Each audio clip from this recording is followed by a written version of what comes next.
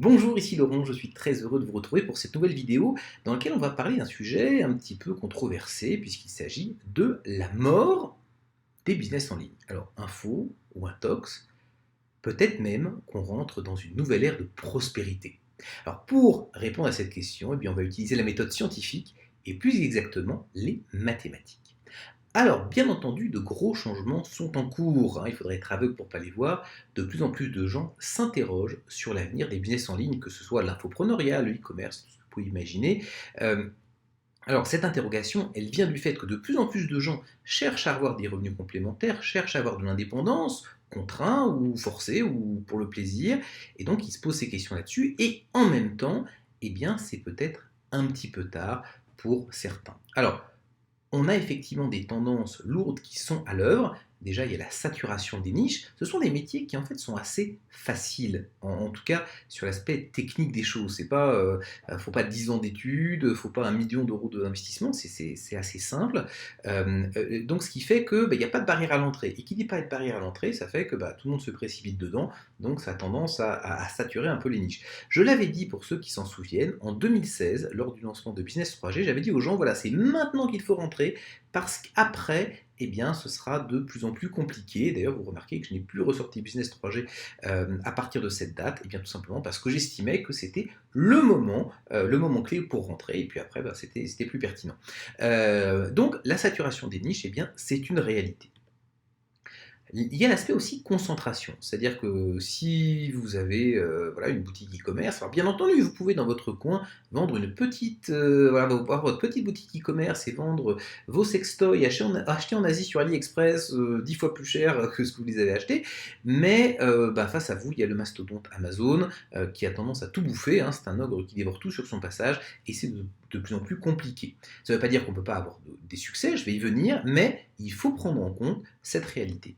L'amateurisme, malheureusement, beaucoup de gens se lancent sur Internet de façon un petit peu dilettante, sans se former ou en prenant des formations mais en ne les suivant pas au final. Et ce qui fait que ils proposent aux gens des expériences qui sont peut-être inférieures à ce qu'ils attendent et ça crée une espèce de spirale négative puisque plus il y a d'expériences négatives, moins il y a de gens dessus, moins il y a de gens, moins il y a d'argent et donc moins on peut faire de belles expériences et c'est un peu comme ça qu'on on détruit des industries.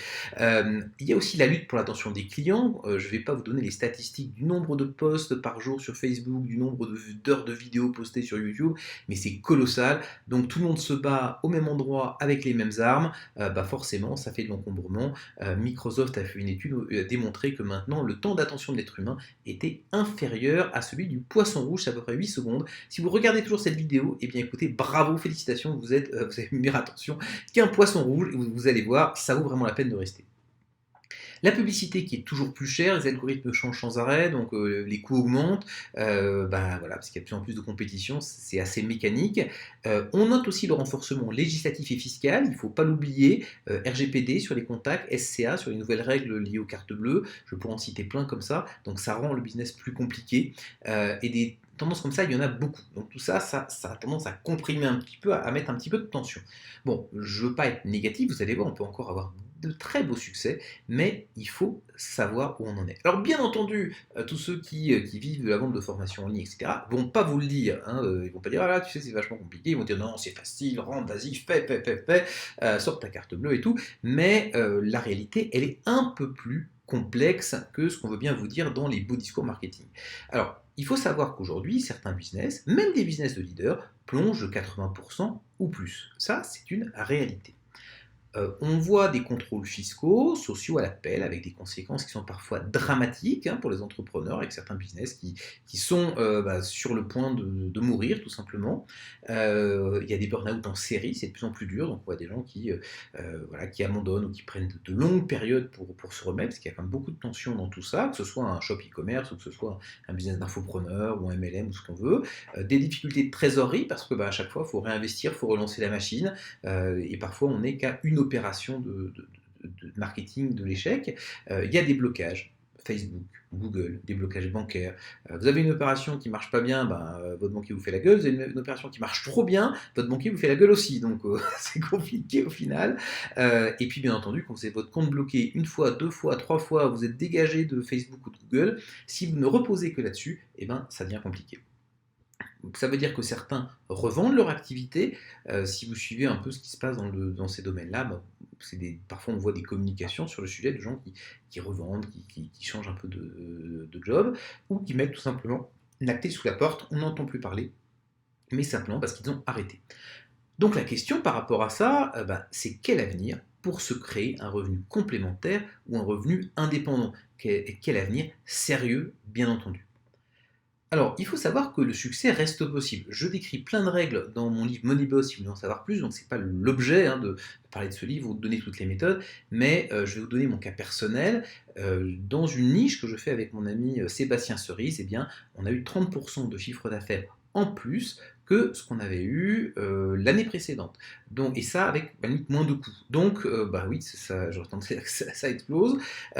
Si on regarde les revenus sur un de mes processeurs de paiement sur les 15 premiers jours du mois de septembre, donc j'ai pris simplement les derniers chiffres, il faut savoir que j'ai obtenu ce revenu sans publicité, sans lancement. Alors évidemment, c'est avant TVA, c'est avant les remboursements, il y en a toujours, avant problème technique, mais c'est déjà pas mal. Donc vous voyez qu'on est, donc sur mon processeur checkout, on est sur 238 780 euros, donc sur ces 15 premiers jours, avec 6693 ventes, 2558 clients, et a priori ces clients sont contents puisqu'on n'avons eu qu'une seule dispute pour 167 euros, donc c'est moins de 0,1%, donc tout ça pour dire qu'on peut encore avoir des succès et des très beaux succès. Alors bien entendu, parfois il y a des mois où c'est plus, des fois où c'est moins, mais si on tire la tendance, vous voyez, de 240 000 multiplié par 24, ça fait un petit peu de sous. Voilà, donc tout ça pour dire que le succès reste possible. Je ne suis pas du tout en train de dire que les business en ligne sont morts, bien au contraire, mais pas n'importe quel business en ligne. La question pour vous, c'est quelle est la meilleure opportunité pour vous lancer ou pour vous développer, si vous ayez un business déjà ou que vous pensiez vous lancer. Et je pense qu'il faut remettre les choses en perspective parce que souvent on a le nez dans le guidon et on ne se rend pas compte de ce qui se passe. Et c'est très important de regarder les grandes tendances, de regarder les grandes transformations, parce que c'est en s'appuyant sur ces vagues-là qu'on est capable d'être dans les bonnes positions. Ce qui se passe souvent, c'est que les gens qui sont sur Internet, ils sont déjà quelque part quand la vague redescend. Donc je parle de trucs qui marchaient peut-être 5 ans avant. Donc c'est génial, parce que tout est maîtrisé, tout est parfait, sauf que c'est trop tard. Moi j'ai tendance à me placer un peu sur les vagues émergentes, et c'est pour ça que déjà en 2013, je parlais de l'infopreneuriat, qu'en 2017, j'ai parlé du e-commerce, parce que même avant d'ailleurs, c'est parce que j'essaie de me positionner sur les tendances avant qu'elles explosent. Parce qu'une fois qu'elles ont explosé, c'est plus tellement intéressant. Là où il y a vraiment du succès à avoir, de l'argent à faire, avec relativement peu d'efforts, c'est quand les vagues commencent. Donc la question c'est quoi les vagues? Je l'ai un peu dit dans mes vidéos sur les tendances, mais là je voudrais prendre un chemin un peu différent. Si on regarde un peu sur ces dernières années, je dirais que 2010, on a commencé à parler un peu MLM. Alors, le MLM, on pourrait dire que ça existe depuis que l'homme de Cro-Magnon a commencé à tailler des silex. Je ne sais pas s'il en taillait d'ailleurs, mais peu importe. Il faut savoir que les sociétés de MLM qui fonctionnent aujourd'hui, elles ont au moins peut-être 10 ans d'expérience. Donc je dirais voilà, MLM 2010. MLM, c'est multi-level marketing ou marketing de réseau.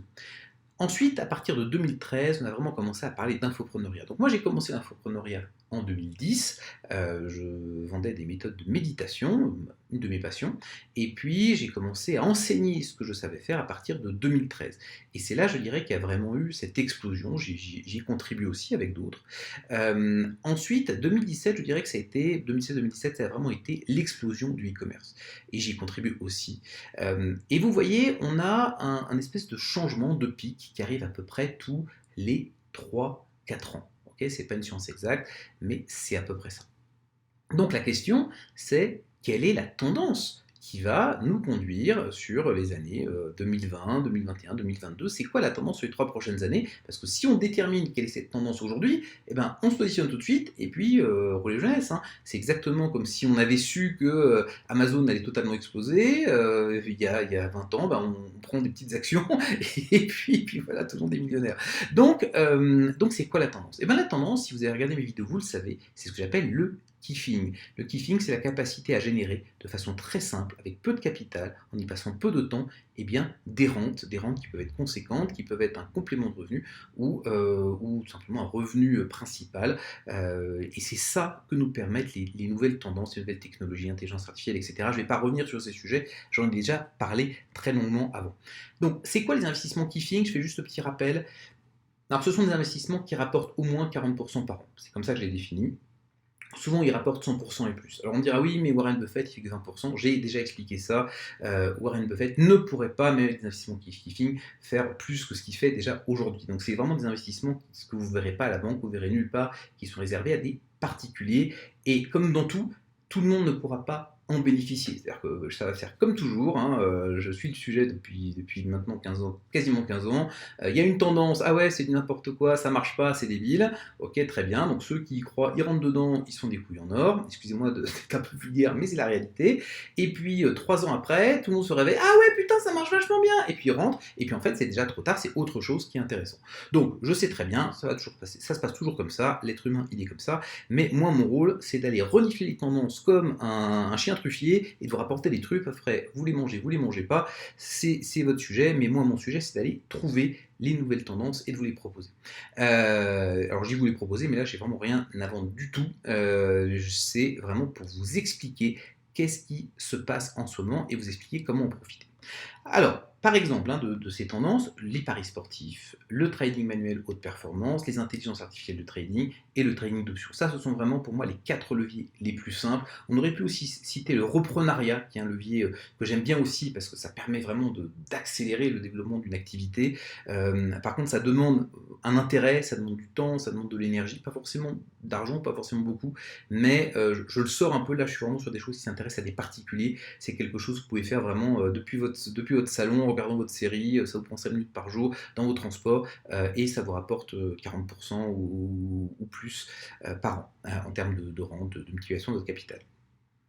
Ce qui est très intéressant, c'est que dès que vous avez accès à ces investissements, alors ça vaut plus vraiment la peine de vous investir dans un business. Sauf si vous faites partie du top 10%, ou bien entendu pour le fun, mais ça change complètement le paradigme. Et c'est pour ça que je montrais cette nouvelle vague du kiffing, parce que les nouvelles technologies permettent ce type d'investissement, et ben ces types d'investissements sont en train de remplacer les façons traditionnelles de développer un revenu complémentaire à travers Internet.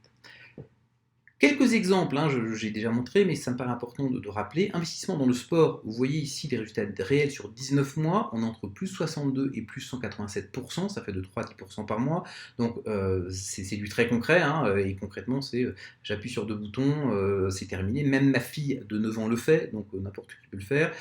Le trading d'options, donc ça c'est un exemple de choses qu'on a faites, alors les chiffres sont confidentiels, c'est pour ça que je ne les montre pas trop, mais concrètement on a fait x3 en 3 ans, ça fait 44% par an. Les intelligences artificielles de trading, on est à 6 à 7% par semaine. Donc là, j'ai donné un petit exemple. Hein, on part de 1000 et puis à la fin de la semaine, on a gagné 65 euros. Si vous faites ça pendant 50 semaines, automatiquement, parce que la machine travaille pour vous, et bien vous êtes parti de 1000, vous avez fait 3000 euros. Voilà. Alors, bien entendu, c'est pas n'importe quelle intelligence artificielle. Encore une fois, il faut bien les faire, il faut bien les choisir, il faut bien les suivre, mais on peut faire des choses très intéressantes. Le trading manuel haute performance, là, vous avez le résultat d'un compte réel, hein, c'est x2 en 13 mois, donc c'est du 8% par mois, avec un minimum de risque. Vous voyez que la courbe est assez lisse, donc on est sur quelque chose de très puissant aussi. Voilà. Donc ça, c'est des exemples de ces leviers d'investissement qui finissent. Donc la vraie question, c'est quoi? C'est si vous avez aujourd'hui un peu de temps et un peu d'argent par rapport aux investissements personnels ou par rapport au budget de votre entreprise. Quelle est aujourd'hui la meilleure opportunité pour vous? Qu'est-ce qui va vous donner le meilleur effet de levier sur votre temps, le meilleur retour sur votre argent? Alors pour répondre à cette question, on ne va pas se lancer dans une espèce de grands discours, de grands blabla, parce que ça ne sert à rien. On va utiliser des mathématiques. Alors, je vous prie de m'excuser si vous êtes allergique aux maths, hein, si Madame Duchemol, votre professeur de maths en CM2, a été méchante avec vous et vous a traumatisé à vie, eh bien, c'est pas grave, allez directement à la fin de la vidéo, je vous donne la conclusion. Mais si c'est pas le cas, ça vaut la peine que vous suiviez le raisonnement, parce que ça vous permet de comprendre plein de choses par rapport à votre business, par rapport aux grandes mécaniques hein, du business. Je parle pas de tactique, je parle pas de tout ça, mais les grandes mécaniques du business. Vous allez peut-être avoir un petit moment de «Oh mince», voilà. Donc ça vaut peut-être la peine. On va donc poser le problème. C'est quoi le problème? C'est si vous avez un peu de temps, comme je le disais, et une certaine quantité d'argent, qu'on va appeler S, hein, une somme d'argent S, on va dire 10 000 euros. Bon, ça va dépendre de votre niveau. Pour certains, ça va être 1 million, pour d'autres, ça va être 1000, ça va être 100, peu importe. Mais c'est juste pour poser le sujet. Ces 10 000 euros, ils peuvent venir de vos économies, ça peut venir des profits de votre business, du cash flow récurrent, hein, de l'argent qui rentre, qui sort, ben, voilà, il y a des investissements à faire, des placements à faire, ça peut être un héritage que vous avez touché, plein de façons différentes. Et vous demandez comment l'investir, vous demandez quoi en faire. Et vous avez deux options. On va étudier ces deux options-là. La première, c'est créer ou développer votre business, parce que de toute façon, il faut toujours des moyens au minimum, même si c'est juste pour se former, eh ben, il y a besoin de moyens. Ou alors, vous le mettez dans des investissements qui sont en dehors de votre business. Donc, qu'est-ce qui est le plus intéressant? Créer un business ou, entre guillemets, placer. Et bien entendu, pour trouver notre solution, on va dire qu'on cherche le maximum de retours financiers au bout d'un an. Je ne rentre pas dans, bah oui, finalement, créer un business, c'est ma passion, c'est ça que je veux faire, etc. Ça, très bien, à ce moment-là, il n'y a même pas de calcul mathématique à poser, ben, vous y allez, point terminé. Mais s'il y a cette volonté de réflexion un peu intellectuelle, de prendre du recul en disant finalement où est-ce que je vais avoir le meilleur retour sur mon temps, sur mon argent, je ne sais pas si vous êtes comme moi j'ai tendance à être un petit peu paresseux, un petit peu frileux, donc si je peux passer moins de temps et avoir moins de risques et gagner plus, ben, je suis content. Voilà, je pense que beaucoup de gens sont comme ça. Donc on va partir de cette hypothèse du gars qui est un peu frileux, un peu paresseux et qui essaye de gagner au maximum sans en faire trop. Donc la question c'est qu'est-ce que vous faites? Première option, vous l'investissez. Deuxième option, vous le mettez dans votre business ou dans un nouveau business que vous créez. À la fin de l'année, vous avez un profit d'investissement. Bon, pas exactement un profit, c'est ce que vous avez à la fin de l'année, j'utilise ce terme pour simplifier, qui est égal à S, le montant que vous avez investi, fois R, votre rendement. Par exemple, PI égale 10 000 euros investis, fois 1,2, c'est-à-dire votre rendement, ben, ça fait 12 000 euros. Alors bien entendu, c'est avant impôt. Il faut savoir que généralement le taux d'imposition sur l'investissement est plus avantageux que sur les profits de votre business, sur votre imposition personnelle ou les charges sociales, etc. Donc l'effet impôt a tendance à favoriser le fait d'investir par rapport au fait de créer un business. C'est un peu idiot, mais c'est comme ça. Là, je vais négliger ce taux d'imposition, ça nous amène un peu trop loin, mais je vais supposer qu'ils sont pareils entre investissement et business. Il faut savoir que ça va donc désavantager un peu dans les calculs l'investissement, mais c'est pas très grave, voilà, c'est juste pour que vous le sachiez. Alors, deuxième solution, le business. Donc pareil, on investit S, par exemple dans une formation, un coaching, de la publicité, et on espère générer un CA proportionnel à S avec un taux X. Par exemple, X égale 1,2. Ça veut dire que donc on a CA égale S fois X. Par exemple, CA égale 10 000 fois 1,2 égale 12 000 euros. Bon. Là, j'ai fait exprès pour qu'on retrouve à peu près le même calcul. Le problème, c'est que ce chiffre d'affaires, ce n'est pas vos profits. D'accord? Dans le cas de l'investissement financier, c'est dans votre poche. Là, il y a d'autres choses à payer. Vous devez tenir compte des coûts supplémentaires. On suppose qu'ils sont proportionnels au chiffre d'affaires avec un taux de Y. Par exemple, Y égale 30%. Ça veut dire que si vous avez 100 de chiffre d'affaires complémentaire, eh bien vous êtes obligé d'avoir 30 de coûts complémentaires. Parce que voilà, pour servir la demande, c'est peut-être du support en plus, c'est peut-être voilà, par rapport à votre formation, par rapport à tout ça. Et bien donc vous avez une proportionnalité de vos coûts par rapport au chiffre d'affaires. Votre profit PB, profit du business, c'est donc PB égale chiffre d'affaires moins coût. PB égale CA moins CA fois Y, puisqu'on sait que les coûts c'est Y fois le chiffre d'affaires. Là, je suis bien entendu en coûts marginaux, c'est-à-dire la différence de revenus et de coûts qui est créée par cet investissement complémentaire. On sait que le chiffre d'affaires c'est S fois X, donc on a PB égale SX moins SX fois Y. Autrement dit, PB c'est S fois X fois 1 moins Y. Par exemple, PB égale 10 000, donc c'est S, fois X, c'est le 1,2, fois 1 moins 0,3, les 30% dont on parlait tout à l'heure. Ce qui nous ferait donc 8 400 euros. Comme vous le voyez, là, on est moins intéressant que l'investissement dans le business, mais bon, ça c'est juste un petit exemple pour voir. On va maintenant creuser pour voir ce que ça donne vraiment. La question, c'est vraiment quel est le meilleur choix. Pour que le business soit plus intéressant, il faut bien entendu que le profit du business soit supérieur au profit de l'investissement. Ça veut dire que PB, donc là je vous ai remis la formule, hein, S fois X fois 1 moins Y, doit être supérieur à PI, qui est donc S fois R. Si je mets l'équation en place, je ne vous détaille pas les calculs, mais ça vous donne le fait que x doit être supérieur à r sur 1 moins y. Bon, si on fait une petite application, on suppose r égale 1,2 et y égale 30%, c'est-à-dire que vous avez 20% de rendement sur vos investissements et vous avez 30% de coûts en variabilité, en élasticité des coûts, alors x doit être au minimum de 1,7%. C'est-à-dire que 1,7. C'est-à-dire que vous devez être sûr de multiplier votre investissement par 1,7 en chiffre d'affaires pour que ça en vaille la peine. Donc, si vous mettez 10 000 euros et que vous dites, ben voilà, moi tout ce que je veux c'est récupérer 10 000 euros, ben c'est pas la peine, il vaut mieux investir. Si vous dites, ben voilà, je vais mettre 10 000 euros et j'espère récupérer 15 000, et ben là, ça suffira pas, il faudra au moins 17 000.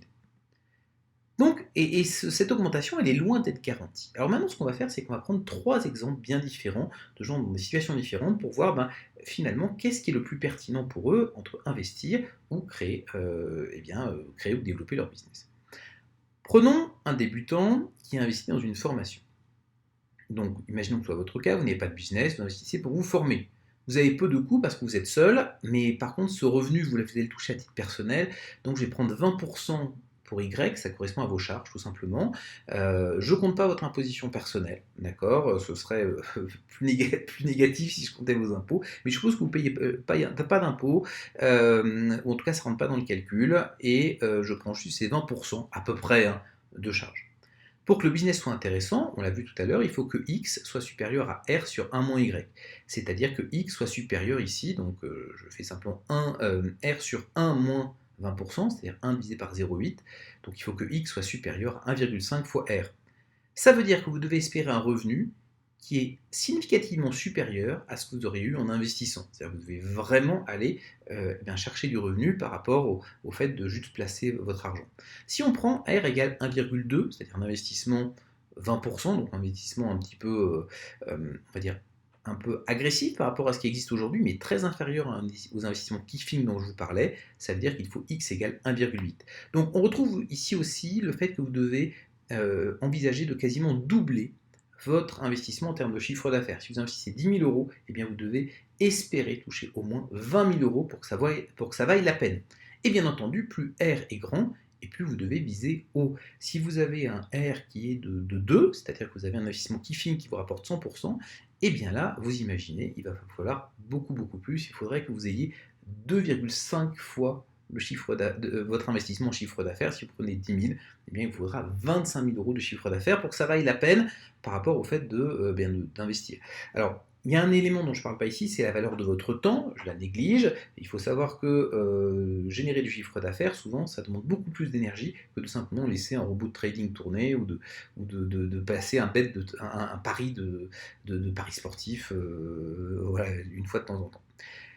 Donc tout ça, votre choix entre est-ce que je crée un business ou est-ce que j'investis, ça dépend de votre capacité à exploser les ventes et puis bien entendu le taux d'investissement auquel vous avez accès. Il y a un troisième point que je ne mentionne pas, je viens de le dire, c'est la valeur de votre temps. Si vous prenez un plaisir énorme à développer votre business, à la limite vous seriez peut-être prêt à payer pour le faire. Si c'est pas tant le plaisir qui vous intéresse, mais plutôt bien utiliser votre temps, bien effet de levier, et bien là c'est un élément qui est plutôt négatif par rapport au business. Autre sujet, business mature, business un petit peu développé, vous allez donc plutôt investir en publicité. Donc X, si vous l'avez compris, c'est le rapport entre l'investissement publicitaire et le chiffre d'affaires. Souvent, c'est ce qu'on appelle le ROAS en publicité. C'est votre retour sur investissement, returns on ads, on ad spends. On considère qu'un ROAS, donc un X de 2, c'est la cible pour un business mature. C'est aussi l'optimum théorique de profit. Alors je vous explique ça dans la page d'après. Et encore une fois, je suis désolé, je fais beaucoup d'équations, mais c'est juste pour vous montrer que ce que je dis, c'est pas du n'importe quoi, ou je ne l'ai pas sorti de mon chapeau, c'est mathématique, avec des modèles qui sont simples, bien sûr, mais qui sont solides. Alors, il y a des gens qui vont hurler, je sais bien, ah non, attends, tu n'importe quoi, x2 sur les pubs, mais attends, mais moi je fais 4 fois, 5 fois, 10 fois, 50 fois, alors moi aussi je sais faire 50 fois sur les pubs. Par contre, le problème c'est que même si on peut faire x10, x50, x100, ça peut arriver. On peut le faire sur une publicité ponctuelle, d'accord. On peut le faire sur une niche très réduite, avec quelque chose de très très ciblé. Le problème, c'est que ça compte pas toutes les campagnes perdantes. Peut-être que pour faire x10 sur une campagne, il a fallu énormément de campagnes et les tester. C'est aussi impossible de tenir sur la durée, surtout quand on scale et qu'on fait croître l'activité, parce que peut-être que la première semaine vous avez x10, mais si vous êtes dans une petite niche, vous épuisez très rapidement votre niche. Si vous avez fait un peu de pub sur Facebook, vous pouvez savoir que ça va très très vite. Quand les gens ils ont vu une fois, deux fois, trois fois votre pub, ça devient compliqué d'avoir un ROS de 10. Donc vous allez étendre, vous allez changer un peu de ciblage, donc les gens ils sont peut-être moins réactifs. Donc forcément, vous allez avoir une perte d'efficacité de votre publicité. Ça veut dire que ce qu'on observe quand on est sur un ROAS de long terme, quand on regarde le budget marketing et quand on regarde le chiffre d'affaires, eh bien à long terme on est plutôt sur 2. C'est-à-dire que le budget publicité est égal à 50% de votre chiffre d'affaires annuel. Voilà, ça c'est une bonne hypothèse pour un business mature. Bien entendu, dans tous les domaines, on peut avoir des exceptions, des cas particuliers, mais c'est ce qu'on observe à peu près en général. En plus, le 50%, c'est l'optimum théorique en termes de profit. Je vais vous expliquer pourquoi. Autre petit modèle, encore une fois, excusez-moi, mais je suis obligé d'en passer par là pour bien vous expliquer. On suppose qu'on achète N contacts à un coût C. Donc là, c'est le nombre de contacts. Alors là, je fais avec les contacts, mais ça pourrait être avec les visiteurs, avec ce que vous voulez. Donc ce sont des contacts qui rentrent dans votre liste. Alors pour ceux qui ne connaissent pas, quand je dis achète, c'est pas que je paye et que j'ai les contacts, c'est que je paye un prestataire publicitaire qui va m'envoyer les gens qui vont s'inscrire. On respecte bien entendu la législation. Donc on achète N contacts qui ont un certain coût, un coût C. Chaque contact, il vous rapporte V en vente. Par exemple, vous avez en moyenne, vous avez mettons 100 contacts qui rentrent, ça vous fait une vente à 2000 €, et bien chaque contact, le contact moyen vous rapporte 20 €, 2000 € divisé par 100 contacts. On sait aussi que X, c'est simplement le rapport entre V, la valeur par contact, et le coût par contact. Puisque votre chiffre d'affaires, c'est votre valeur par contact fois votre nombre de contacts, et votre coût, c'est votre coût par contact fois votre nombre de contacts. Donc, quelque part, X, rapport entre vente et coût, c'est pareil qu'entre la valeur unitaire, le chiffre d'affaires unitaire de votre prospect et votre coût unitaire par prospect. Ça nous donne donc que le CA, qui dépend de N, votre nombre de contacts, c'est N fois V. D'accord, c'est ce que je vous expliquais à l'instant. Les profits, qui dépendent de N, c'est N fois V, donc votre chiffre d'affaires, le revenu apporté par les contacts, moins N fois C, c'est-à-dire le coût, le N multiplié par le coût individuel de chaque contact. Alors bien entendu, je répète, on parle de profits marginaux à coût fixe. On est dans une entreprise qui est mature, donc on est à rythme de croisière. Le fait d'augmenter nos chiffres d'affaires ne demande pas de coûts complémentaires par définition.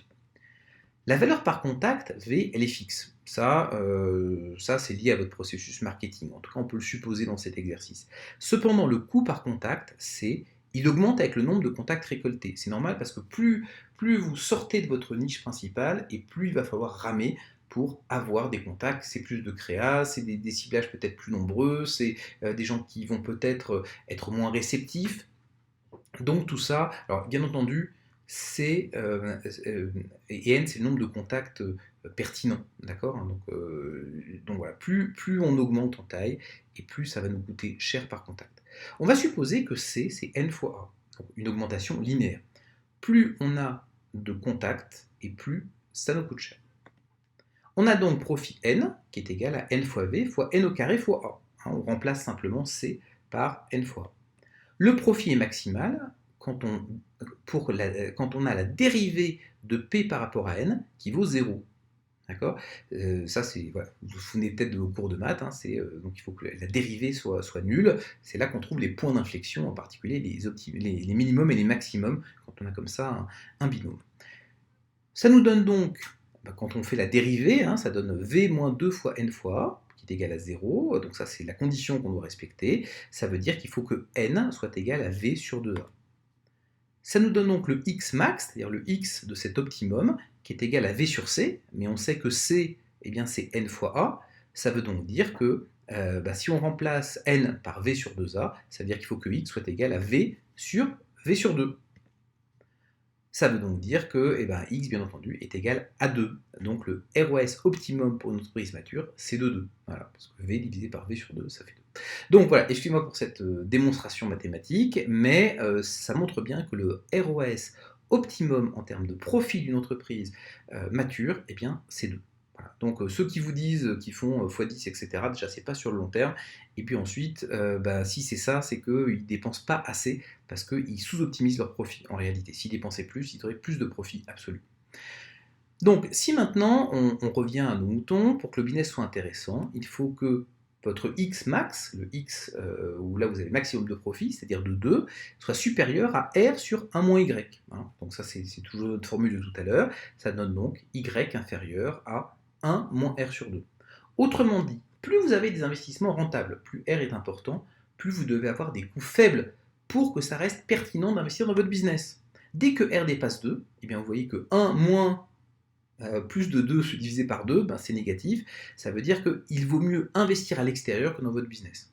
Plus vous avez des rendements élevés, plus vous devez avoir des coûts réduits. Et quand ça dépasse 100% par an, et bien là, quoi que vous fassiez, vos coûts seront toujours trop élevés, ce sera toujours moins rentable d'investir dans votre business que d'investir à l'extérieur. Les implications, c'est quoi ? Ça veut dire que dès que votre business a atteint la maturité, c'est-à-dire vous ronronnez un peu, vous êtes en croisière, vous avez atteint votre niveau optimum de profit, c'est-à-dire que 50% de votre chiffre d'affaires passe en publicité.